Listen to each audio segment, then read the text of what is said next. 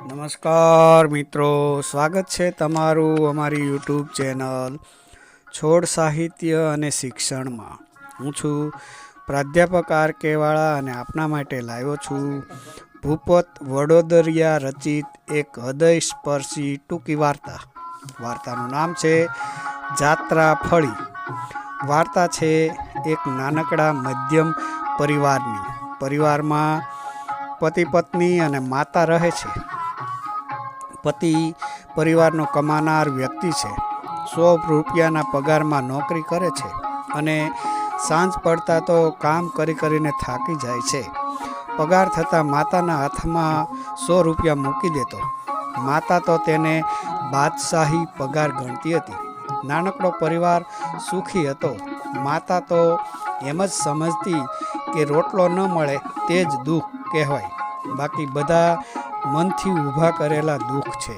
ભાડાના નાનકડા ઘરમાં રહેતા પરિવારને સુવિધા ન હોવા છતાં તેનો વસવસો ન હતો. સંસાર સુખેથી ચાલે છે. અચાનક પતિની તબિયત થોડી નરમ રહેવા લાગે છે. અશક્તિ અને ખાવાનું ન ભાવવાથી શરીર પર તેની અસર દેખાવા લાગે છે. એક દિવસ માં બોલી, બેટા, દીએ દીએ તારું શરીર પીળું હળદર થતું જાય છે. દવા લે, ડાક્ટર કે વૈદ્યને દેખાડ. માતાને ચિંતા છે, કારણ કમાનાર પોતે એક જ હતો. પોતાને પણ આરામ કરવાની ઈચ્છા હતી, પણ શેઠ રજા ન આપે અને જો નોકરી છોડે તો આરામ મળે, પણ નોકરી છોડવી પોસાય તેમ ન હતી. એક દિવસ નોકરીથી ઘરે જાય છે ત્યારે ખૂબ થાકેલો હોય છે. આજે તો ડૉક્ટરને બતાવવું એવું વિચારે છે અને ઘરે કશું ખાધા વગર સૂઈ જવું એવું પણ વિચારે છે. પણ માતા અને પત્ની પોતાની રાહ જોઈને બેઠા હોય. તેઓ પણ નહીં ખાય તેવું સમજી બહાનું બનાવી ખાવાનું ટાળે છે અને માતા તબિયત વિશે વિચારે છે તે પહેલાં વાતાવરણ હળવું કરવા બોલે છે, કોઈનો કાગળ? હા, કાકીમાનો છે. ગુરુવારે કાકીમા અહીં આવે છે. કાકીમા એટલે તેમના પિતાની માતા. વતનમાં રહે છે અને વિધવા છે.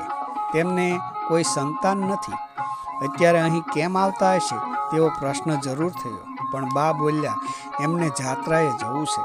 થોડા પૈસા બચાવેલા હોવાથી તેમાંથી તેમને જાત્રા કરવી છે. દીકરા સામે જોઈ બા ફરી બોલ્યા, હે બચ્ચું, હવે ડાક્ટર પાસે ક્યારે જવું છે? બચ્ચું કશું બોલ્યો નહીં, પણ આવતીકાલે ડાક્ટર પાસે જવું એવો નિર્ણય કર્યો. બીજા દિવસે ડાક્ટર પાસે ગયો.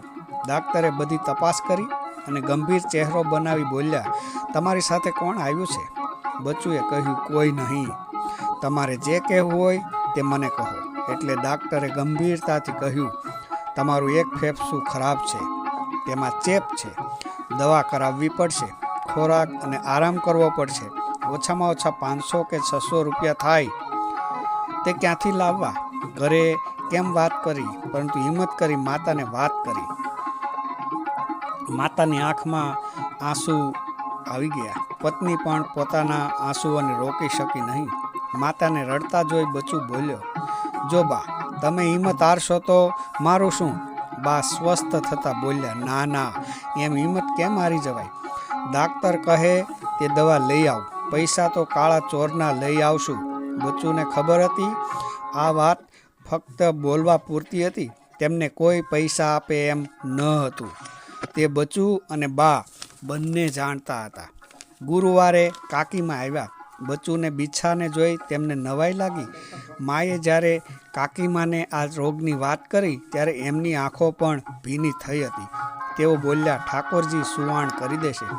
શુક્રવારે કાકીને જાત્રા માટે લેવા વનરાવનદાસ આવ્યો, પણ કાકીને કોઈ ઉમંગ ન લાગ્યો. વનરાવનદાસે કાકીને જાત્રા બાબતનું પૂછતા કાકીમાં ધીરેથી બોલ્યા, વનરાવનદાસ, હું તો જાત્રા માંડી વાળું છું. ત્યાં ઊભેલા સૌ કોઈ નવાઈ પામ્યા. કાકીમાં જાત્રા કરવા જ આવ્યા હતા અને જાત્રાએ ન જવાનો નિર્ણય બચ્ચુને પણ નવાઈ લાગે તેવો હતો.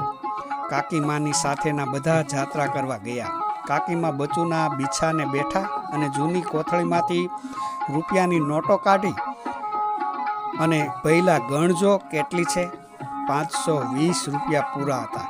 કાકીમાએ તેમાંથી 20 રૂપિયા લીધા અને 500 રૂપિયા બચુને આપતા બોલ્યા, લઈ લે અને દવા કરાવ. અને બાને ઉદ્દેશીને બોલ્યા, લે આ વહુ, બાપા મારી તો જાત્રા ફળી, હવે મને સ્ટેશને પોગાડ. પોતાનો જર્જરિત ટ્રક માથે ચડાવી કાકીમાં ચાલતા થયા. ત્યારે કાકીમાં એટલું બોલતા તો બચુનો કંઠ રૂંધાઈ ગયો. તો મિત્રો, આ હતી આજની વાર્તા. વાર્તા ગમી હોય તો વાર્તાને લાઈક, શેર અને કોમેન્ટ કરજો અને અમારી ચેનલ સાથે જોડાવા ચેનલ સબસ્ક્રાઈબ કરજો. આપણે ફરી મળીશું એક નવા વિડીયો સાથે. ત્યાં સુધી આપની કાળજી રાખજો. ધન્યવાદ.